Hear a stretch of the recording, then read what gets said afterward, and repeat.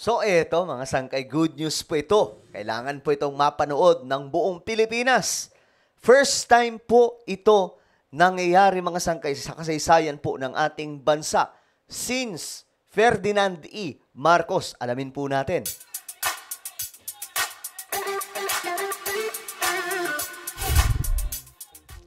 Hello, what's up mga sangkay? This is me. I'm back for another vlog today. How are you guys? Okay, ito. Bago tayo mag-umpisa, pag-subscribe po muna yung ating YouTube channel, okay? Makikita nyo po yung subscribe button sa baba ng video na to. I-click nyo po yung subscribe, i-click ang bell, at i-click nyo po yung all. Dahil nga po, parami po tayo ng parami dito sa YouTube. Umakyat na po tayo sa 1.47 million subscribers. At ilang tulog na lamang mga sangkay, mararating na rin po natin ang 1.5 million subscribers. Kaya naman kung ikaw ay hindi pa po nakakapag-subscribe, makikita nyo po yung subscribe button. Sa baba ng video na to, i-click nyo lamang po yung subscribe, i-click ang bell, at i-click nyo po yung all. Sa mga nanonood po sa Facebook, i-follow nyo po yung ating Facebook page, alright? This is it, guys. This is it. Eto, pag-usapan po natin.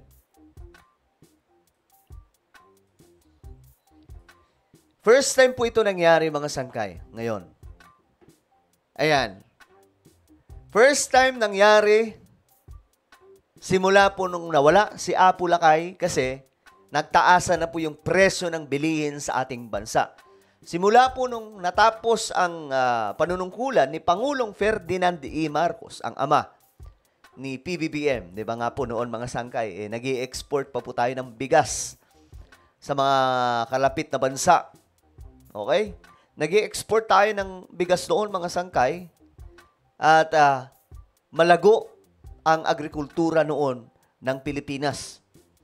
Ngayon mga sangkay, after Ferdinand E. Marcos, dumating po si Corazon Aquino, tumaas ang bigas, dumating po si Ramos, tumaas ulit ang bigas. Bakit po? May momentum po talaga, may momentum. Tuloy-tuloy. Pagdating po kay Gloria, kay Erap, tumaas yung bigas. Pagdating po kay Erap, tumaas na naman po yung bigas. So, wala pong nakakapagpigil talaga sa pagtaas ng bigas. Wala po. Pagdating kay Noynoy Aquino, tumaas din po yung bigas. May momento, mga sangkay, wala pong yung tipong, di ba, yung iba kasi, kung iba to, ibang lugar to, hindi hahayaan na tumaas ng tumaas. Bababa ng bababa po yan. Hanggang sa may maintain lamang po yung tamang presyo. Pero sa Pilipinas, only in the Philippines, mga sangkay na hindi po ito napigilan. Tuloy-tuloy po talaga. Ngayon, pagdating kay former President Rodrigo Duterte, tumaas ulit yung bigas. So yung momentum andun. Tuloy-tuloy yung pagtaas ng bigas. Pagdating kay PBBM, ito ang nangyayari. Tumaas din po yung bigas. Kasi nandun nga po yung momentum. Pero, ang pinagkaiba ni PBBM sa lahat ng mga namuno, maliban kay Ferdinand E. Marcos, natatay niya, pinigilan ni Pangulong Bongbong Marcos na tumaas ang bigas. Pinigilan niya ang pagtaas mga sangkay. Dito na, inayos po ni PBBM. Remember, umupo po si Pangulong Bongbong Marcos, okay, na Agriculture Secretary noon. Ngayon, anong nangyari? Inayos po yung sistema ng lahat. At ngayon mga sangkay, marami po siyang binalik. May Kadiwa, may food terminal, mayroon po yung NFA. So lahat po yan gamit na gamit ngayon mga sangkay. At ngayon magugulat kayo. Eto first time po ito sa kasaysayan ng ating bansa. Tingnan nyo yung bigas ngayon. Hindi po ba lagpas kalahati po yung ibinaba? Kasi dati 60 plus, di ba? Pero ngayon 36, 35. O ayan mga sangkay, may 40 plus na lamang po. Ito, may 30 plus, may 40 plus. You see, guys? Presyo ng bigas bumaba ng halos 20 kilos. Grabe itong nangyayari ngayon, mga sangkay. Ayan, 33, Kita nyo yan. 33 pesos, guys. So, bakit ito nagawa ni PBBM? Simple lang, mga sangkay. Gaya ng sinabi ko, Marcos po yan. Alam po niya yung ginagawa niya. Alam po niya yung sistema. Ano sabi po niya mga sangkay sa isang interview? Alam ko ang ginawa ng tatay ko. Kung hindi nga lang siya naalis sa pwesto, kung ano yung Singapore ngayon o kung ano pang ibang mga bansa ngayon na malago, Malamang ganun din po ang Pilipinas. O yan, eto mayroon pang 20 pesos. Diyos mio, Marimar.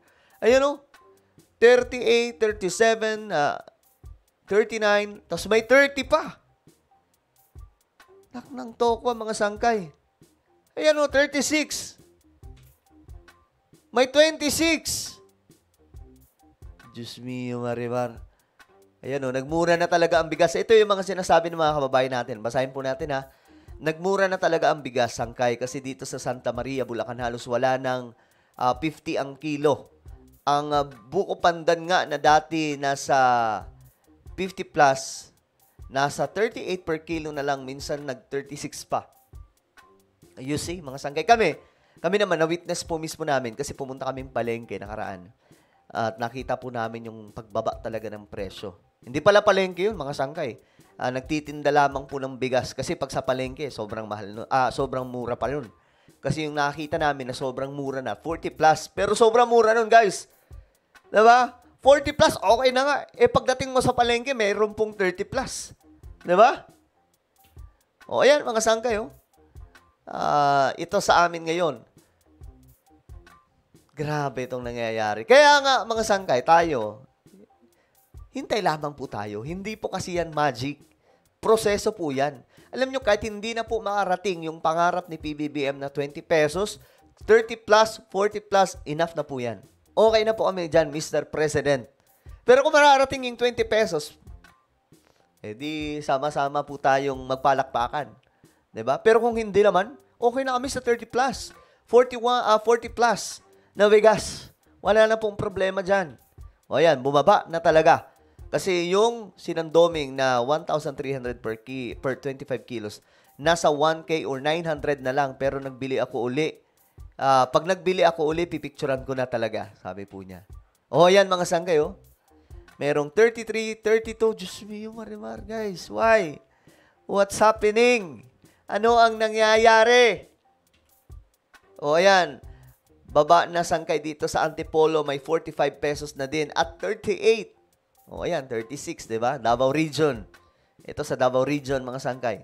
Dito sa Batangas na nagugulat ako, may nakikita akong van ng Kadiwa na ang laman sa Maynila lang. Na ang alam ko, sa Maynila lang yon. Tapos ang bigas dito, dati 25 kilos, nasa 1,350. Last month lang nakabili kami ng 1,100. Quality pa yung bigas. Ito, 35, 36 dito sa amin meron na. Bumaba na sangkay sa Pangasinan. Yung dating kuha ng 1,100, ngayon 950 na per 25 kilos. Diba? Malaking bagay na rin ito. Salamat, mahal na Pangulo. You see, guys? Si PBBM lamang po ang nakagawa na ito since his father. Pagkatapos ng panunungkulan ni Ferdinand E. Marcos, agad nagtaasan yung mga presyo ng mga bilihin. Sunod-sunod mga sangkay, pataas lang pataas. Hanggang ngayon, tumataas. Pero, pagdating kay PBBM, dito na mga sangkay. Sinubukang pigilan ni Pangulong Bongbong Marcos. Kasi ito talaga yung gusto niya. Mapigilan itong pagtaas ng presyo ng bigas. Ngayon nga mga sangkay, ramdam na po ito. Yung inflation, di ba? Bumabagal po sa bansa. Bakit? Dahil nagmumura po yung mga presyo ng mga bilihin. Hindi lamang po ito bigas, ha? Hindi lamang po ito bigas.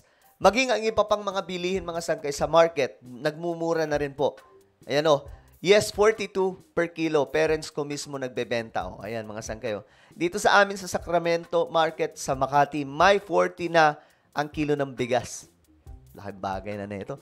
Yes, dito din sa amin. Ang dating 65, 70, ngayon ay 40 pesos per kilo na lamang. Diba? True, ang laki ng binaba ng bigas ngayon. Sa ngayon, hindi pa ako nakakapunta ng palengke. Pero last nung nakapunta ako, pinakamababa is 37. Grabe. O yan, mga sangkay, may 37 nga po. Diba? May 49. Sabi dito sa Tatalon, 38 po ang binibili ko. Pinakamura, ang sarap niya. Dati, 50 pesos, pinakamura, may amoy pa at matigas. Ngayon, ang laki ng ibinaba. Yung Coco Pandan, dati 58, 60. Now, 43, 45. Naku po, sakit na ito sa mata. Mahal pa yan, sabi naman ng isang nag-comment.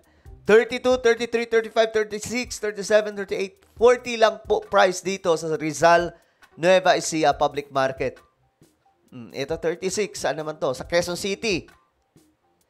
So, ngayon, ayan oh. Ito yung nabili kong 35 pesos per kilo kanina. Grabe. Totoo po yan, legit po. Pumunta ako kanina sa bayan dito sa Pangasinan. May 35 na rin po. Yung 35 po, bumili ako 25 kilos kasi nakita ko maganda po yung bigas. O, ayan mga sangkay, may 35 pesos, oh. O, ayan. 'Di ba? So, ngayon, mga sangkay, bakit nangyayari ito? Alam niyo, first time po ito nangyayari, mga sangkay. Pwede natin sabihin na, BBM, bakit ganito ang nangyari? Bakit parang biglaan? Yung iba sinasabi, mag-i-eleksyon na kasi, kaya daw bumababa yung presyo ng bigas. Di wow. Ano yun? Papayag ang mga negosyante na magbaba ng presyo ng bigas dahil mag-i-eleksyon? No, guys. Malabo po yan. Hindi po pwedeng isugal yung kanilang mga negosyo dahil lamang po sa mga politikong ito. Malabo po yan. Ang sabihin po natin, nagiging maayos po ang ekonomiya ng ating bansa at ang inflation bumabagal. Senyales, mga sangkay, okay? Senyales po ito na ang ekonomiya ng Pilipinas ay gumaganda. Okay? Kaya po ito nakikita natin, mga sangkay. At good job! Credit po ito kay Pangulong Bongbong Marcos. Kasi first time ito nangyari. Kaya nga sabi ko, Sabi ko kanina sa post ko, Marcos ulit tayo for 20 years. Kasi kung ganito namang klaseng pamumuno, di patagalin na po natin, di ba? Kung parliamentary system lang po sana tayo, di sana mapapabilis po natin yung proseso para tumagal si PBBM sa pwesto, di ba? Ayan, kita nyo naman yung malaking pagbabago. First time in history. Okay? First time in the history of the Republic of the Philippines. Ang bihira na mayroon pong presidente na nakagawa po ng ganitong klaseng bagay, mapababa ang presyo ng bilihin. Lalong-lalo na po itong bigas. So, ano pa ang inyong komento? Alright? Just comment down below. Anyway, meron po tayong YouTube channel. Meron po tayong ina-uploadan mga sangkay ng mga video na kapupulutan po ng kaalaman at aral related po sa Bible prophecy. Hanapin nyo po ito sa YouTube. Kapag nakita nyo na, i-click nyo po yung subscribe, i-click ang bell, at i-click nyo po yung all. Ako na po ay magpapaalam. Mag-iingat pong lahat.